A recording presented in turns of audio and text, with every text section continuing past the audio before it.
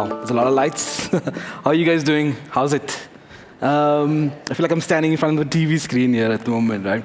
But I got given an hour session. So before I get into the presentation, I've just come back from National Arts Festival.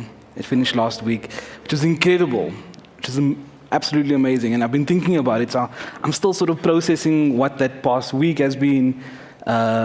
Seeing so many performances, seeing so many jazz artists, seeing artists all in one space, sort of learning, connecting, creating in those spaces, right? And it wasn't, the festival wasn't what it used to be. It wasn't as big as what it used to be. So the investment or the sponsorship was visible. It was not as big, right? The audiences weren't packed rooms or packed theaters. And that was also interesting for me. So I just sat through loads of comedy shows, loads of theater performances, dance, but loved the jazz festival the most, right? And one of the things I was sitting with, it was this idea of these artists coming to this festival and giving, you know, standing up on stage, and they were hit by load shedding during mid-performances. Load shedding happened, and some of the performances were interrupted. No lights, mid-theater performances. And what I found is that instead of walking off the stage, kickstarting the performance later, the artists and sort of the performers continued their performances. And the audience stood up with their cell phones in some cases and lit up the stage with their cell phones. I thought, what an amazing sort of relationship. What an incredible, beautiful relationship where the artists understood their responsibility to holding the story, holding the space, and giving. You know? And the audience also responded, and the relationship was quite reciprocal. But it really speaks into that. I mean, we were speaking, the session earlier, they were speaking a lot about namaste, which is something that's of Indian culture. And there was this word that was sort of sitting in my head while the session was happening. It's a term called dharma. And it's very simplified, and I'm oversimplifying this, but it's purpose, you know, someone that lives their purpose, you know. And I find that in many artists and creatives, it's that struggle, right? It's a struggle. Being a creative isn't the easiest thing. If you're a hip-hop artist, you're carrying your backpack. I don't know if that still happens, but if you're carrying your backpack and you're selling CDs at performances, right? If you're a photographer, you're showing people, you're finding ways to sort of tell what your practice is.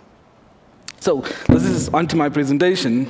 I was trying to figure out, what does it mean? What does it mean when you say these terms like shared value and ecosystems, and how do you reflect it in sort of simple terms, right? And I was trying to figure out from the V&A Waterfront, the idea of shared value is not to be seinach. And if you know what that means, so don't be stingy, that's right. Don't be stingy. Don't be saying that, right? And so I tried finding some English terms that says, don't keep it to yourself, right?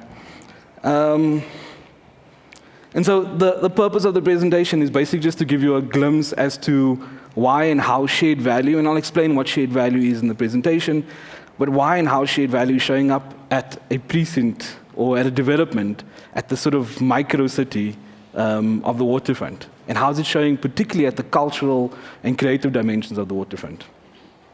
Right? Huh. Did I miss something there? Okay, so before we get into this, I think, so I'm here on behalf of the waterfront, but it's also my perspective, and so maybe give a bit of an introduction as to who I am before we jump into what the waterfront is, right? So I'm Marco Morgan. I'm a city planner, but on my CV it says urbanist because it sounds a lot cooler. And I've been trying to figure out what do I call myself? And I've been, for the most part of 2 decades, I've been dealing with this idea of culture and the city. And how does culture sort of shape the city? Where does culture show up in shaping the city, and particularly in that built environment space? So in our cities, walking through Mabeneng, how does our culture sort of reflected in that city? And in the built environment, it became really tricky for me. So spent 12 years writing policy and strategy, working in government, writing policy and strategy. And it became really difficult because culture was sort of relegated to the fringes of these things, sort of limited to public participation. And if you're in South Africa, public participation isn't that strong, right? And so which means that culture is always relegated to these development dimensions. When we're thinking of how our cities go, does it represent my culture? Do I see myself in the city? So I'm a skateboarder. It's still illegal to skateboard in Cape Town. So, these cultures are still sort of pushed aside. As urban youth, am I being reflected in my city? And so these issues sort of stuck with me, and eventually I left built environment and changed the city planet to being more cooler and urbanist kind of thing. And tried to understand where culture was, and spent a lot of time in sort of working in the community art space, working in a community art center and managing centers, and understanding how artists were sort of carrying these stories, using their voices, using their cultural weapons to speak, right? And there was still this divide, there was still this resistance. Were cities sort of listening to the way artists were speaking? Were they listening? Were they intentionally listening? Or were they disregarding this sort of notion of culture? Moved on, I had more questions after that sessions, and many years spent in that space, and went back to study and try to understand. And I found that this idea of culture and the role that creators played in sort of as custodians of this were, to a large extent, disregarded, right? And it reflected that in policy, it reflected that in budgets, it reflected in how government was delivering culture, whether it was coming through your government, your local government, or your provincial or national, whether lottery funding was trickling down to support the arts, whether National Arts Council was there to support. And then I sort of jumped ahead, and in the space about 11 months ago, being between different jobs, I sat in an interview. Right? I sat in an interview at the Waterfront, which is a crazy place to be. Sat in an interview at the Waterfront thinking, this is not community arts. How does community arts, how does culture, how does that sit in this precinct? Thinking of the Waterfront as this mall, this commercial consumerism entity. Right? And in the interview, Henry Matthijs sits down and he talks about ideas of shared value and ecosystems, but he also mentions this idea of a micro-city, right? And being a city planner or urbanist, and this thing clicks for me, and I say, wow, this is a cool opportunity. I get to be part of shaping this micro-city. This micro-city, which is a private space, right? It's not city-funded. There's no government, there's no political, there's no ward councillors, there's no ministers. It's sort of free of some of those difficult dimensions that many aspects of building cities struggle to work through, right? So I joined the Waterfront team. And understanding that, I spoke to my kids and I was like, cool, I'm going to the Waterfront. And they said, cool, Daddy's working at the aquarium. I was like, no, right? Phone my mom and I say, I'm joining the Waterfront. And she's like, you're going to work at Edgar's. Great stuff, right? But this is a different thing, is that everybody assumes that when you work at the Waterfront, it's the mall, right? And a lot of the communications, I'm not here to tell you about the sales at this place or whatever, right? I'm actually saying that the Waterfront is much more, it's beyond this sort of mall, right? So this guy, who's our CEO, David Green, he speaks about this, and we should play that video. The Waterfront's an extraordinary property. It is a unique situation where you have this beautiful piece of land on the coast in the centre of the city, which is a neighbourhood in itself. But it's privately owned, but it's run as if it's public space. Our core business here is that we run property investments. We've got about 200 properties which we own, so we're a property developer. We've got, there's 300 acres of land, 123 hectares. And there is a lot of demand. So, and there's going to be a demand for 15, 20 years to come. I've been in this job 10 years. I've never been in a job for so long, but it's because every year, almost every second month, the job is something different. I think the waterfront brings hope. It's Africa working. When you talk about what we are, I think we've moved beyond being world class. That's almost kind of defensive. It's kind of a given. It's a taken. It's really tapping into that kind of passion and vision of others and trying to make it easier for them to kind of realise their kind of thoughts and dreams.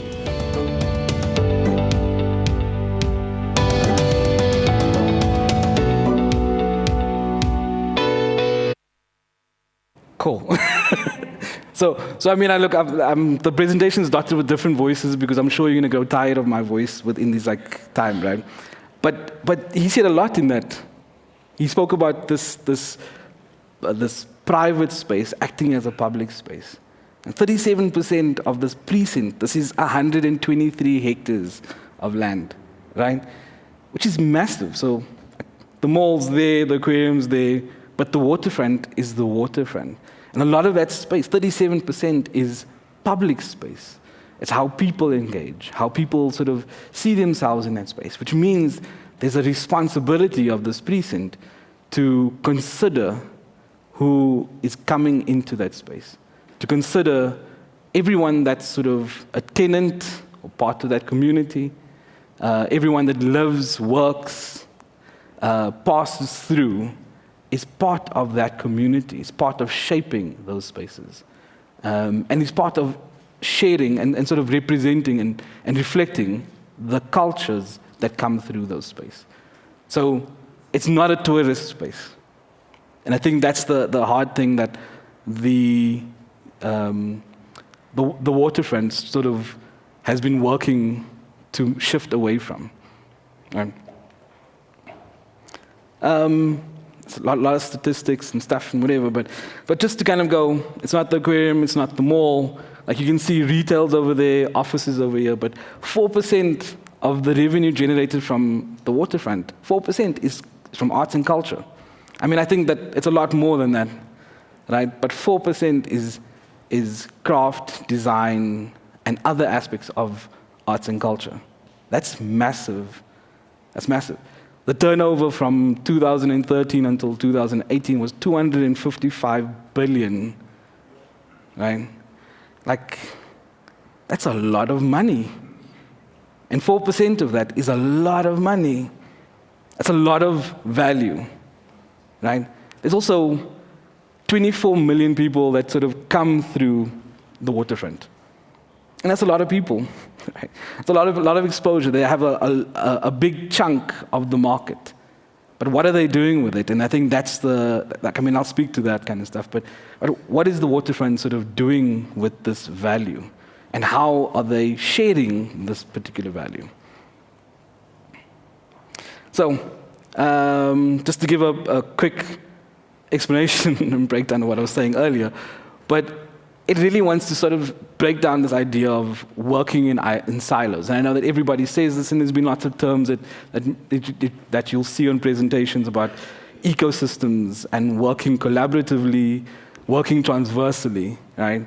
And this is this idea. The waterfront wants to sort of be this model microcity where everybody benefits. But that's a hectic thing to say, where everybody benefits, right? Especially being in South Africa. The shared value often gets divvied up and priorities go to a few, right? So where everybody benefits, and this is the goal. If this is what they're saying they want, then that's the goal. But there's a realization of how to make this happen.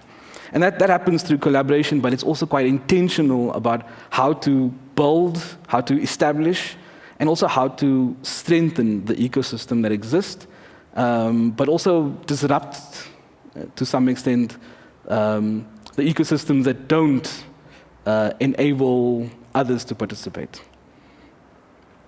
So, purpose in a very nice presentation, make the circle bigger, but there's some really cool words, right?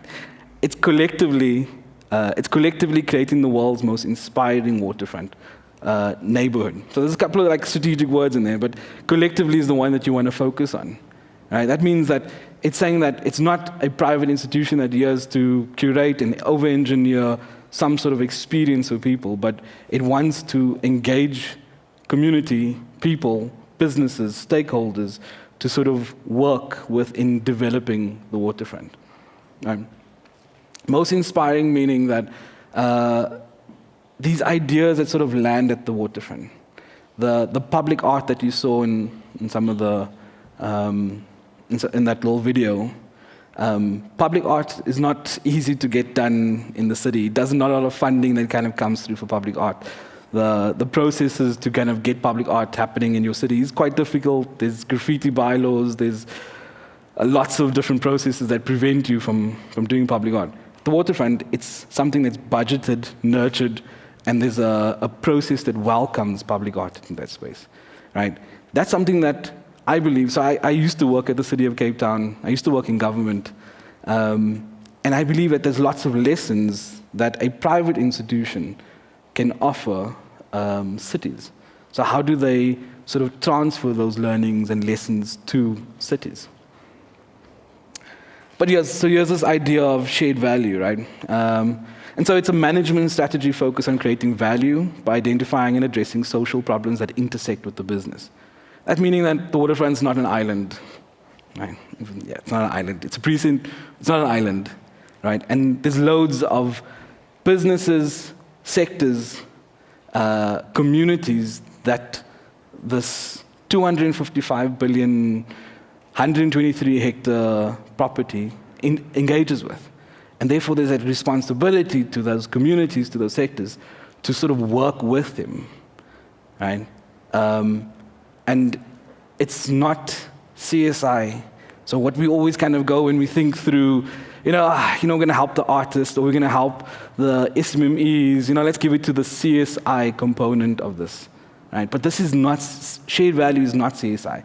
Shared value is kind of going, how do we consider this ecosystem? Sorry, I'm standing in front of this. But how do we consider this ecosystem? How do we consider the sectors that we engage with, whether it be food or oceans or arts and culture? And how do we support? Right? Not because there's a tax rebate or some legislation says that you must, right? But seeing that there's value.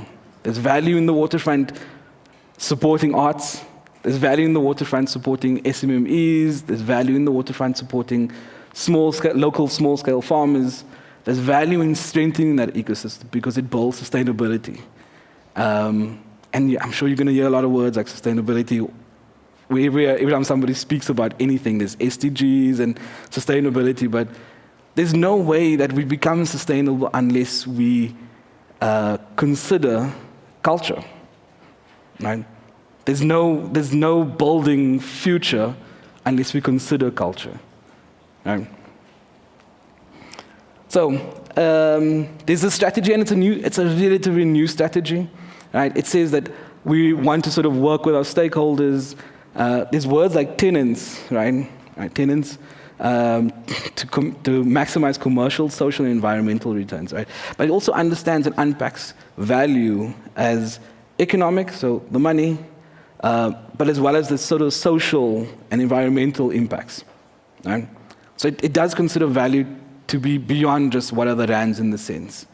And I think that that's something that when we speak through shared value, it's something that's not quick and immediate. It's a long-term investment into this process, right?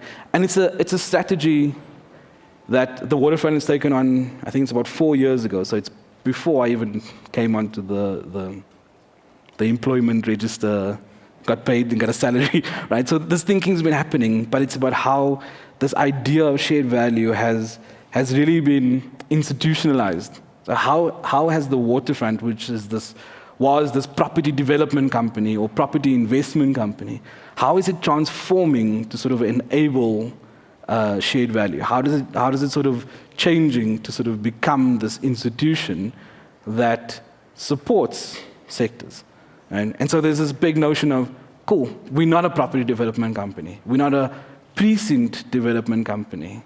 we a ecosystem, a shared value ecosystem company. And that considers that the responsibility is much wider. And there's a responsibility to also nurturing relationships with various stakeholders. Cool. So, but here's the sales pitch to the waterfront. Why is this a good idea? It's to build resilience. And I was listening to the closing remarks of last year's So Creative Summit. And the idea of sustainability and resilience were key, right? We were hit by COVID-19, and this idea of cool, you know what, we need to build resilience in our cities, but build resilience in our business, right? And it's not something that should have been catalyzed by COVID, but in many ways, it did. It made us realize that if we don't establish these ecosystems, if we don't support these ecosystems, our businesses, our cities, our developments are not sustainable, right? And so here it is. It's kind of going, the waterfront's recognizing that in order for it to be relevant and be sustainable and get its commercial gains, it has to invest into an ecosystem. So it makes business sense, right? This is not philanthropy at all. So it's not the waterfront kind of going, you know what, guys, we're going to help the guys in Philippi with their food waste management system because, you know, they're nice guys. It's business sense. And I think that this notion of shared value and understanding this ecosystem and how people connect is something that we need to be able to learn from and understand the lessons, but then also how do we take it on to other spaces? How do we speak to other private stakeholders that need to understand their responsibility, not just their legislative responsibility. Yeah.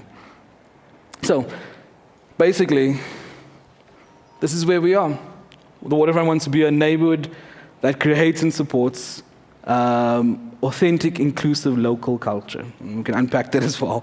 Sustainability, environmental leadership, responsible development, job creation, and economic growth, right? And what that means is, like, I'm just unpacking that, is we need to sort of consider how it supports economic and job creation, right? If it is generating 1.6% of the GDP of the province, right? How does it sort of provide access for others to sort of to benefit, right? But it's also this neighborhood that focuses on, I'm going to pass very quickly through this, right, because I really want to get to some of the projects that I'm going to speak to. But it wants to be this neighborhood that speaks into energy, water saving, green buildings, and waste management, right? And it's a precinct that's really engaging in this space. So it's not something that's saying, this is our strategy and there's policy around these things, but there are actual projects that are undergoing. There's water treatment plants, there's heavy investments of being off the grid and considering its sort of environmental responsibility, right? A destination that creates and supports environmental sustainability. And so, yeah, this idea of breaking up with plastic, right? No straws, but it goes much deeper than that. It's a precinct that can build ideas and innovative ideas around how it sort of manages its infrastructure, and what are the learnings that it takes to lend itself to supporting other cities, and as a micro-city, how does it take it on to the city? And it's engaging in those spaces, in building relationships with cities to share their learnings, but also to learn as well. And then a neighborhood that nurtures and fosters local culture as a fundamental dimension of its development, right? What that means is, I mean, that's a lot of what it's a loaded sentence, right? But the waterfront bases a lot of its development on creatives and culture. So whether it's through tourism, whether it's through the fashion, whether it's craft and design, whether it's technology, food, the 80 eateries that are there, the markets, it's culture, right? And it's generated not 4%, right? It's generated the bulk of its revenue and value from culture. And there's this awakening that says that we have to consider how do we nurture this. And so there's a couple of projects, and there's many projects that's focuses around culture, and that focuses on like how do we get artists into our supply chain, how do we nurture that in the core of the business. But there's also some programs that speak into how do we build the creative and cultural industries that are intersecting with our precinct. And that's buskers or even small-scale fishers' cultural rights. So how do we empower our eateries, our businesses? How do we incentivize them? How do we campaign for them to sort of consider what local produce, is it ethically or socially sourced? Right? And so, again, a lot of big words, a lot of policy words, sustainability, empowerment, right? But what does that actually mean? And so this idea of purpose and collectively, it's cool to say these things, but unless you actually find a way to do it, it doesn't mean much, right?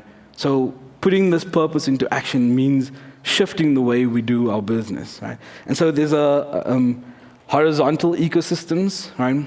Which essentially is these projects. 20 minutes. Okay. Essentially, it's these projects that we work on that intersect across the precinct, all our stakeholders, right? But then there's also projects on the verticals that work across the different sectors, and I'll go very, very quickly through this. But horizontal projects that we work on are our infrastructures, our water, waste, sewage, and energy. And what we want to do we're currently exploring tools and techniques and practices, protocols that help our neighborhood become completely environmentally sustainable.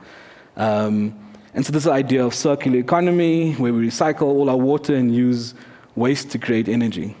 That's happening. We're building a black water treatment plant. We are thinking through circular economy, but also implementing projects that relate to it. Traffic and mobility. If you've been in Cape Town and you've been stuck in traffic in the gridlock cities and trying to ride a bicycle or trying to skateboard or trying to find a taxi or train, it's really difficult to be in the city, right? In this sort of closed-off precinct, we get to pilot some of these ideas. And the precinct, as large as it is a cycle-friendly city. It's walkable. You can skate there. It's a really friendly space. And so what are these ideas around traffic and mobility that we can sort of take forward into the city, expand beyond just the boundaries of the waterfront? Skills and enterprise development. So there's a heavy investment into SMEs, and during COVID time, small businesses were really impacted, and the waterfront was kind of quite responsive in that. So they set up rental relief for small businesses, and also with sort of micro businesses, there was grants that were made available. So it's about 15 million rand in total during that period that was provided as support to SMMEs that were affected by COVID. Rental relief meaning that your 2 or 3 months that you can't pay rent and your business is about to die, that rental relief was core. But it also didn't just go from the rental relief, it went from food and care packages as well to some of the buskers. And so there was a real consideration to keep this ecosystem afloat during a time that we didn't know what was going to happen. Transformation, that's a big word, right? And that's a dangerous word when you're speaking in these commercial entities and these private institutions, right? But transformation is not just BBB, BE, right? Transformation is shifting where those weights in the sectors. And that's core. That's core in how we sort of disrupt and change things as well. And so in the sectors that we're in, whether it's craft and design, whether it's in arts and culture, whether it's in retail, oceans economy, transformation has to be on the forefront of these conversations. And then thought leadership. I'm standing up here and I'm telling you about the waterfront, right? I'm not asking you to come and spend your money on clothes and experiences. The idea is that we share some of these learnings. We share what we're doing, and hopefully this idea gets replicated, right? The idea is to share. Don't keep it to yourself, right? Idea is that we find ways in working with precincts like Maboneng, right? What do we learn from our building? I mean, there's so many learnings I want to take from here, but also what can I transfer into these spaces, cities, even smaller developments or sectors, right? So thought leadership is key. And then some of the verticals, where do we intersect with our stakeholders? And that's oceans economy, which is, I think we're only realizing about 10% of our ocean economy. There's a working harbor in the precinct, and so part of this is thinking through what this economy means for the waterfront, right? Food, if you guys have been to the waterfront, okay, hi, how are you doing? If you've been to the waterfront, there's an incubation space and program for food entrepreneurs. Right? It's called Maker's Landing, and there's been 4 cohorts that's sort of been through there, mainly female and black-owned, so it's prioritized around that, and it's getting businesses to scale up from where they are. Right? And that's the ethos that's sort of built into the programs. How do we provide access? So how do we provide the support and so you guys are going through the BASA program. How do we provide the support, the technical support as well, the infrastructure, but then also how do we give you direct access to a market? How do we give direct access to the 24 million people that are passing through? 24 million people that have lots of money in their pocket, which is cool, right?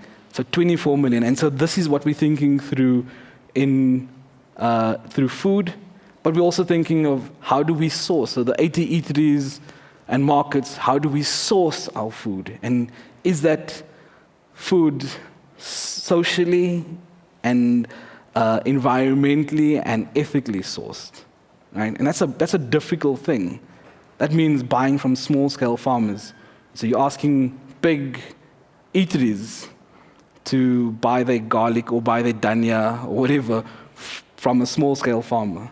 And that's building those networks in order for them to do that. And so there's an investment into understanding that, but it's also an investment into strengthening that so we realize this vision. Technology, technology, yeah. So we want to become the Silicon Valley of Africa and invite these, or create spaces, but also invite startups, scale-ups, and connecting them with businesses in the precinct, right? So it's building that ecosystem around technology. And then arts and culture.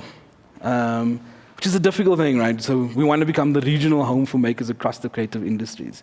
That means inviting spaces, but creating support for a community.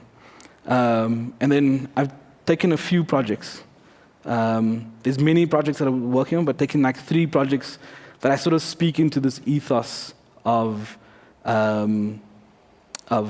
support and shared value, right? So one of them is the buskers program. If you guys know what buskers are, it's the guys that they have the hats down or their baskets out and they playing marimbas or they playing music or they magicians or doing different performances, performing arts, right? And they're coming onto the precinct. They create the vibrancy of the precinct, but it's not enough that the waterfront just creates that space. It's important for us to find ways in which we support those artists, right? And that means taking them through a program. So the guys that you do see at the waterfront that are playing marimbas, they're also going through training programs.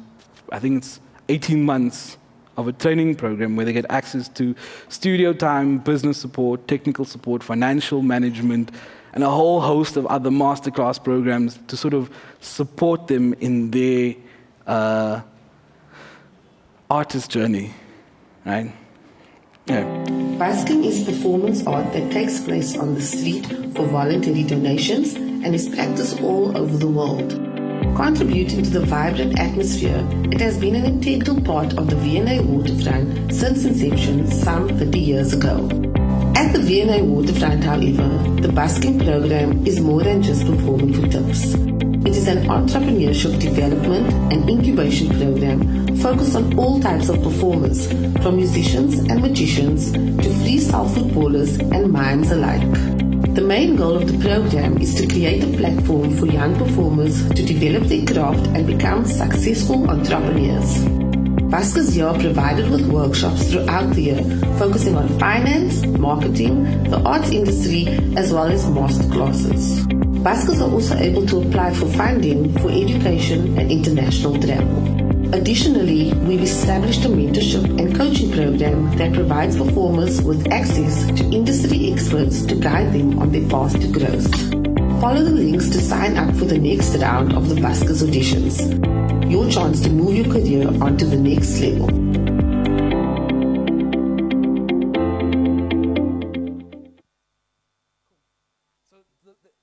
She said everything that I said, right? I'm sorry about the repetition around that, but I also thought it's really important to have her voice as part of the presentation. That was Raisa Fisher, and she runs a small business called I Am Creative Agency. And even in that understanding, so even the service provider, our partner, is a small business that we're investing in. So it's even considering how we build the program and where that money flows and how do we strengthen those linkages. And so Raisa is really instrumental in sort of shaping that buskers program. And so really important to have her voice and not just mine. And then the other program that we work on is our workshop. The design lab, right? Which is at the watershed. It's a space for arts and crafts and design, which is essentially a space, an incubation space for local arts and crafts, right? But we found it really important to create another entry point. So really lowering the barriers of entry to access that market, right? And we created a program called the Design Lab, which was a retail readiness program. Workshopped about 7 businesses. You can see all their names up there, right? And took them through a program with the Craft Design Institute and was also supported by BASA. Right? And it was also really interesting because we took, sorry, guys can you hear me, yeah? I don't know if I'm on.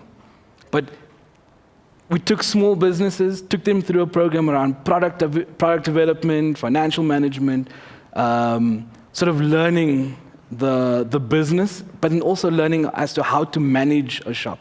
So not just creating the products, but learning how to engage with customers, doing stock takes, opening of your shop, engaging with your staff.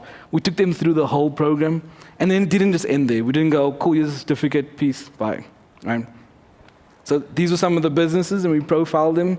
But then from September until September, we created a space in the watershed for them. So they have real experience. So this is a space, it's funded by the Waterfront, but the businesses get to learn how to put what they've done into practice. And that's not always the case when you're coming through a lot of these projects, a lot of these programs.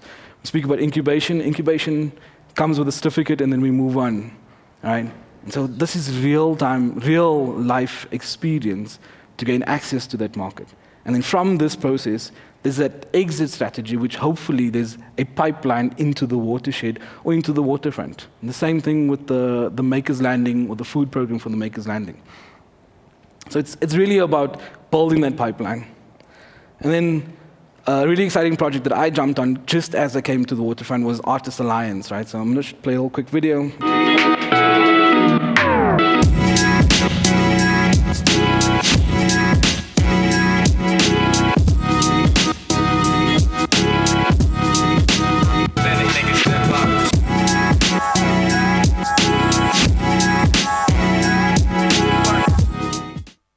Cool. So those were 12 of the incubatees, partners, co-creators, right, that came in through the Artist Alliance project, which is a really cool program around visual arts, fashion, design, illustration, that really focused on how do you build it. It was a very tight program. It was 2 months. It happened during the COVID. It was online.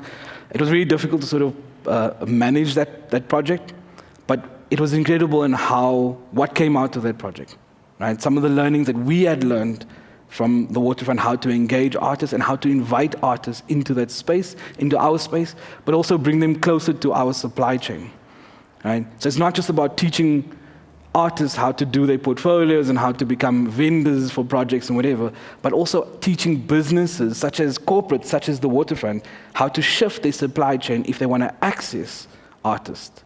Right? And that's a tricky thing. That's a really tricky thing. So that's bypassing those agencies that have these little networks into artists. And they're strengthening, empowering the artists to access that value. So what also came with this project was we built a mentorship program. So it's another video.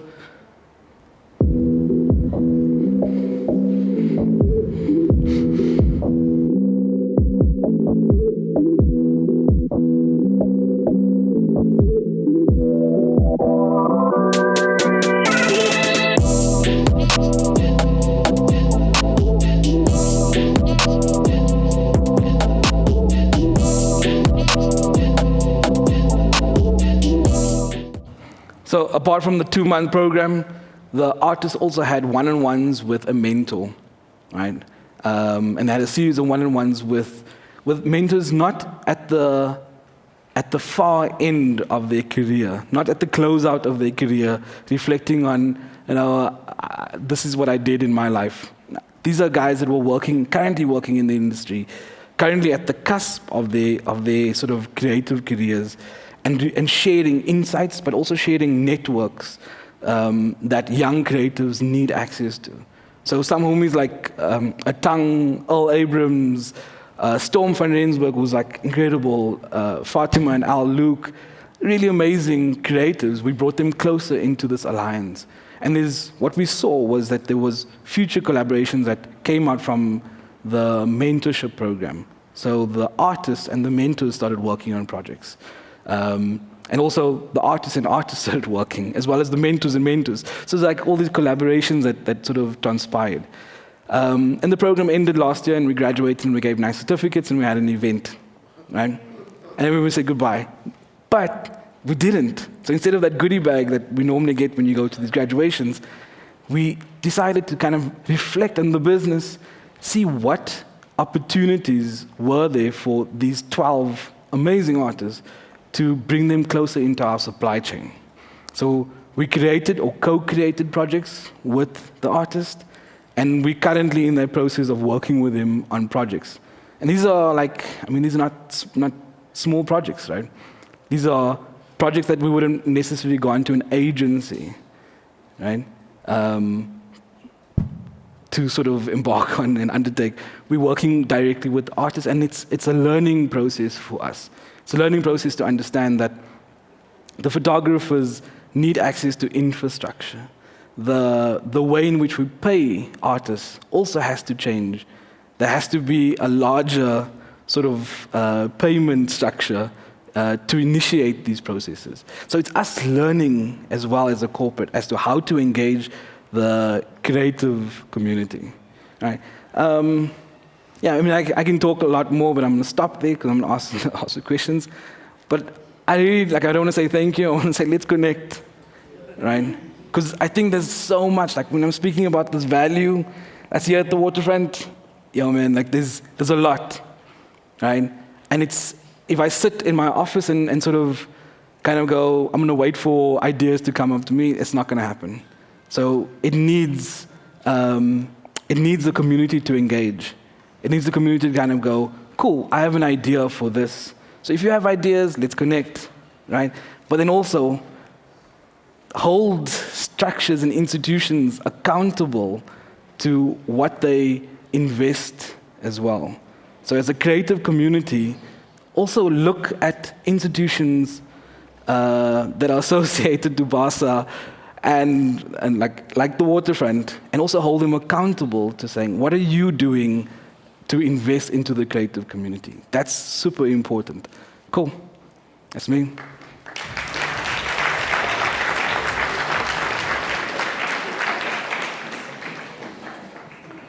Thank you so much, Morgan. Cool. Hi, everybody. My name is Kutlana Kepa, and I am only the floor up for question and answers on that very engaging talk on the V&A Waterfront. So if you have a question, just raise your hand. We'll come to you. Hello, ma'am. Let us know your name and the question. Hi, I'm Jacqueline, and I'm from Cape Town.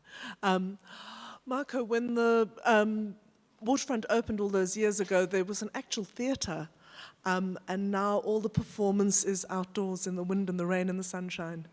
And you showed us a lovely map of lots and lots and lots of space. when there's going to be a space where the artists can come inside. So, can I respond? I mean, yeah, I would love to connect on something like this. So I've been looking at does the Waterfront have a sort of a creative placemaking strategy, and so we're developing this creative placemaking strategy, but also looking at ways of inviting creatives onto the precinct. So just like how we create opportunities for makers at food or makers at oceans, what are the spaces we have for inviting different parts of the creative community onto the space? So I'm super keen. I've been looking into something like that, so I'm happy to have that conversation. Yeah, 100%. Cool. Any more questions?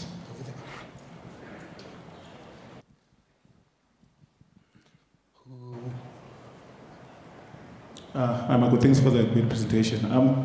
So I've been to the Waterfront. In terms of, I love what you're doing with bringing artists and creatives. But in terms of the demographic of the people that go into the Waterfront, are you having initiatives to bring a wider demographic?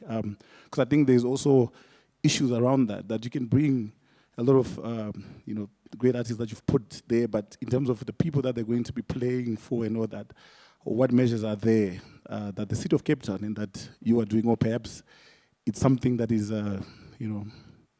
quite difficult. So I don't know, I just want to hear whether there's... No, yeah, I 100% hear you. So I think that that was also my sort of, my perspective also coming into the V&A Waterfront, right, was a space of luxury, Louis Vuitton, the prices on most of the stuff were done in euros, right?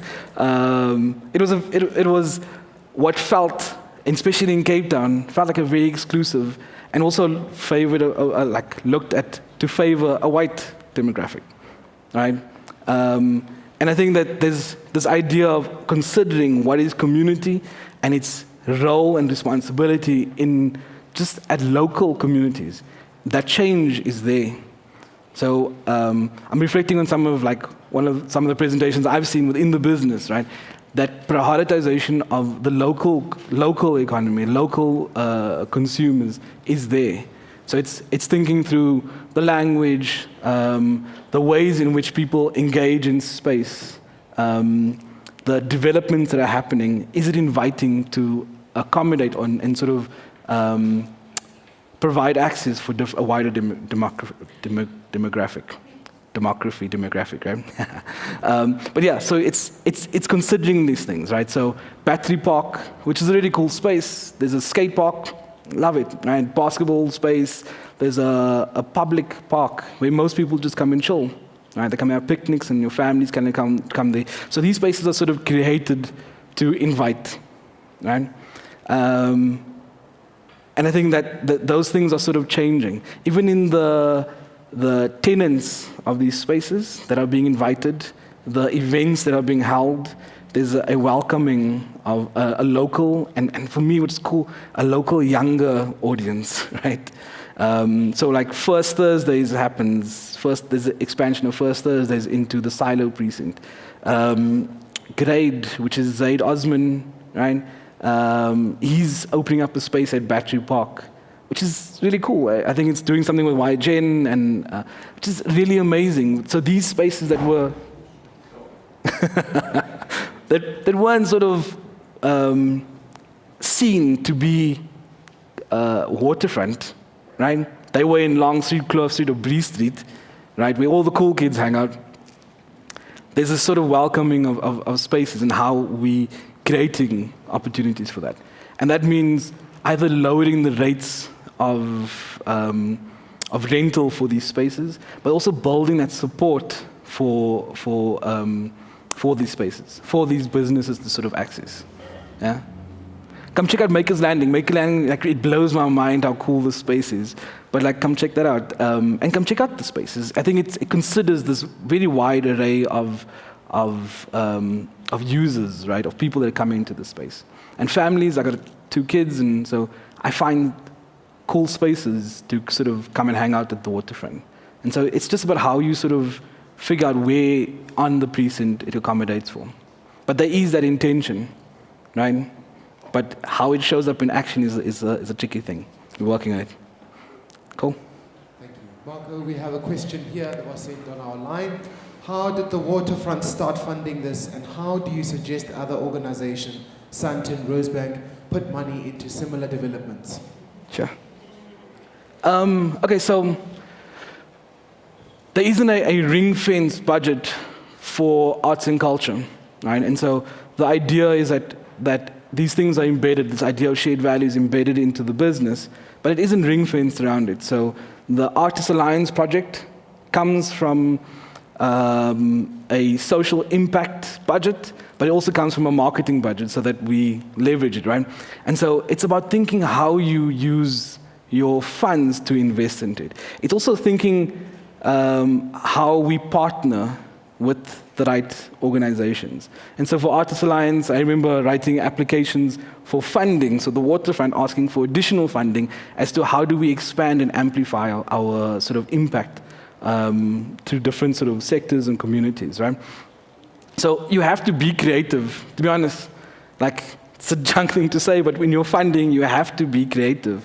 And if we're thinking shared value, it can't be the Waterfront delivering or BASA delivering. It has to be this collaboration as to how we impact and support sectors. So for other institutions, and I don't want to say malls, whatever, right? They have to consider their sustainability and where they're currently investing. And if they want to build resilience, there's no two ways about this. Like, there's literally no way, you can't exist, you can't sustain yourself as a business if you don't consider your investment into this ecosystem. Yeah? Hi, I'm Maria Paula. Hey. My question is related to the waterfront realizing it makes business sense to invest in the creative economy. The Department of Arts and Culture very, very seldom sees the creative economy as an investment and the potential of it on more than just cultural diversity or, I don't know, those key phrases that the department uses. Social cohesion. They don't see it strategically beneficial to the economy of South Africa. Yeah. And private investments like this are starting to see the value of the creative economy way past a little bit of sing and dance and its potential clients and bringing clients to the waterfronts. Is there any engagement with the Department of Arts and Culture on a strategic level for them to start analyzing and interpreting the value of the creative economy in a much more contemporary way to their very outdated approach to the sector? So from, it's a difficult question, right? But from the Waterfront, we're engaging with the City of Cape Town and also Department of Cultural Affairs and Sports, our provincial bodies, as to how they partner with us. And there's also a lot of sharing as to how we collaborate with them. So at our local government, City of Cape Town, I think it's an arts and culture branch with a really small budget, right? And also buskers program and public arts and emerging artists programs. And they're really small, but so the idea is we share our insights with them and motivate, use our sort of shared value approach to motivate them to think differently about how they invest in the arts. So I think that speaking to the economic aspect is one part of it, but you can't also ignore the social impact of arts and culture. And so I think that it can't be an either or, it has to work together, right? But no, we're not engaging directly with National Arts, or Department of Arts and Culture. We didn't tell them to stop putting up the flag. We didn't comment on any of that.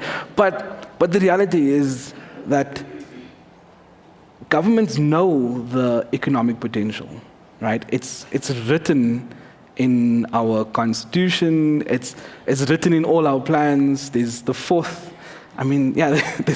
draft of the white paper on arts and culture, right? We're in 4 drafts, right? They speak about Mzansi golden economy. Like, it's there. We know about this. We know about the potential. Why hasn't it been acted upon? So why hasn't it been prioritized? In the Western Cape, there was something called the Microeconomic Development Strategy. It's like 2009 or something, right? And it literally, I think Mike van Graan, which is like a really cool homie, wrote that the arts and culture, creative sector, held the same potential as the agricultural sector in the Western Cape. Now, if you guys know Western Cape, it's wine, right? Yo, man, like it's money, it's wine. And he equated arts and culture with that. But government failed to realize the potential of that. And they failed to realize because it was working in silos, there was political spats, there was other intentions, there was shifts in government. All these things sort of hamper things from being realized. The nice thing about being in a private institution is that, cool, we don't have to speak to Nati, you know? Cool. We have two more questions here on the line. One is from Umzwake, who's one of our cultural producers. And he asks, have you thought of maybe doing a waterfront arts and craft festival? And then the second question is from Dumsani from Moving Into Dance. Is the Buskers development program only created for Cape Town local artists only? To be a part of the program, do you have to busk and be adjudicated at V&A Waterfront, or can you just apply for the program? Those are the two questions. So, on the first question, I think it's a great idea, right? A festival, but essentially the Waterfront is operating as the festival, right? So there's music, there's events, there's spaces of arts and crafts, there's showcases on a everyday, on the Tuesday morning when everybody wakes up, that festival is running. I do think that there's value in maybe amplifying what's happening around the precinct, and then also thinking beyond just those that are located in the precinct and inviting others onto the space. So there's been lots of different markets. There's prior COVID, there's been pilot markets in the silo precinct around craft and arts. There's been activations of Makers Landing around crafts and design and arts.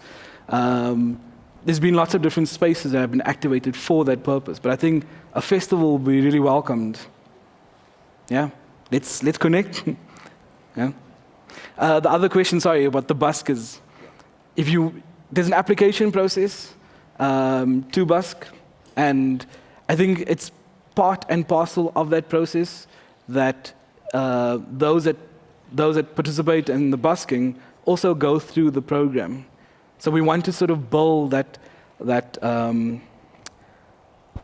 sort of business acumen around the artists that participate in the buskers. There's an importance around that investment, and so the application can come to busk, but I think it's important to see the support side of participating in the program. I'm not so sure I answered that question, but okay, hope so. Thank you so much. Is there any more questions from anybody on the floor? Just raise your hand and I'll come to you. Thank you. 1, 2.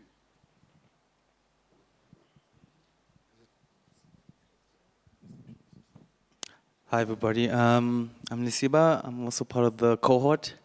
I've stayed in Cape Town for a few years, and on my return back, I think what's important, or rather, on my return back and through conversations, I think maybe it's important that I maybe say that there shouldn't be this narrative that what's happening in the Western Cape is the best, especially when it comes to like creativity. And a lot of businesses or cultural spaces try and recreate what's happening down there. And I think what's maybe the success of your project is that it's actually taking into consideration what people in the Western Cape are invested in. And that's probably what we should also be doing up here in Johannesburg. Just a comment, not necessarily a question, but maybe you want to add on to that. I hear you, brother. Like, I mean, this notion of world-class is already problematic, right? And the Western Cape sort of holds on to this idea, world design capital, world-class, City of Cape Town, world-class. This, like, what happens in the Western Cape is the best. I think, like, walking the streets of Mabuning yesterday, for me, was was incredible. Or being in Makanda was incredible to sort of see what's happening in these spaces, what works in these spaces. And what works is not necessarily global north or sort of like Eurocentric sort of ideals, right? So it's important for us, if we're saying the waterfront is an African reflection, that it reflects those cultures, right? And I'm not saying marimba bands and gumboot dancing, right? Culture, understanding culture, it's dynamic, right? And how that gets reflected is really important. So it's engaging with artists, but it's also not being in an ivory tower and deciding what is African. It's sort of working in community to shape what that precinct looked like, right? And then working in community and co-creation means transparency, but also accountability. So for the waterfront to be accountable to its communities, stakeholders, and for that community to hold us account, but also to be accountable in that way. Yeah? Okay. So. Okay, my name is Sabang Mahakwe from Limpopo, known as Pewi Africa. So my question is, I believe every young creative, they have abilities, they have talent that should be valued.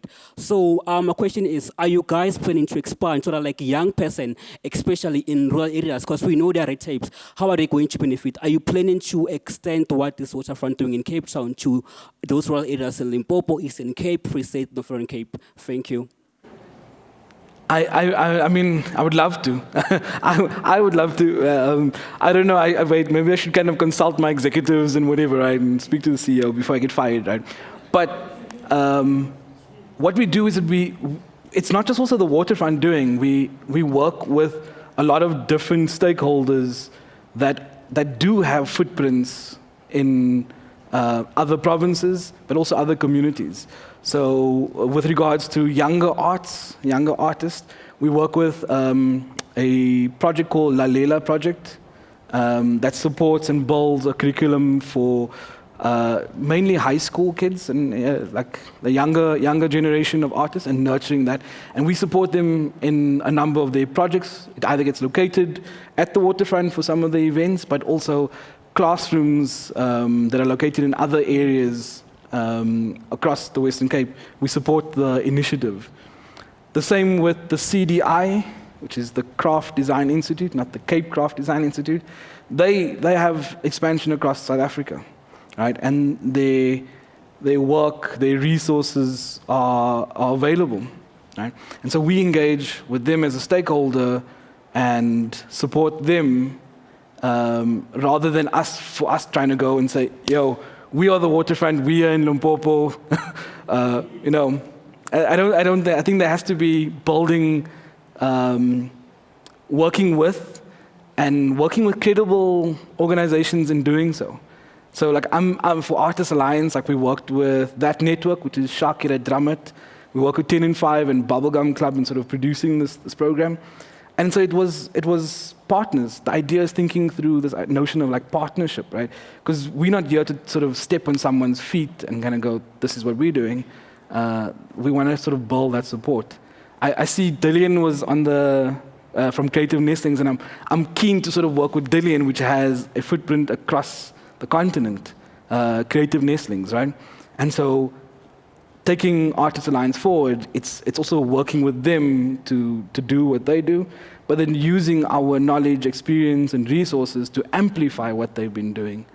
So that notion of shared value. But I would love to come to Limpopo if you're inviting me to, rather. Thank you. Thanks, Morgan. The last two questions for today. One is by Simpiwe Nyawose. You spoke about sustainability projects that the V&A Waterfront is currently involved in. Can you expand on that support you are giving to projects of that kind? And then the second one, is the V&A likely to consider a name change to separate us from the celebration of colonialism and imperialism? Question was coming. I love it. Shit. Okay. So let's go from sustainability. Yeah. So in terms of sustainability, yes, there's loads of projects and massive investments into these projects. This is from black water treatment plants to its transport strategy and how it works with e-mobility, bicycles, non-motorized transport in general. There's shifts from even retail moving away from fast fashion to supporting smaller fashion producers and sort of nurturing that industries.